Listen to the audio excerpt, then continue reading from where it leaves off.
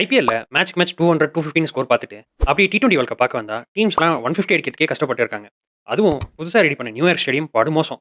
அப்படி இந்த கிரவுண்ட்ல என்னதான் பிரச்சனை? பேட்ஸ்மேன்லாம் ஏன் இவ்ளோ கஷ்டப்பட்டாங்கன்னு இந்த வீடியோல பார்ப்போம். இந்த கிரவுண்ட்ல இருக்க மிகப்பெரிய ப்ராப்ளம் அங்க இருக்க டிராப்பிங் பிட்ச்.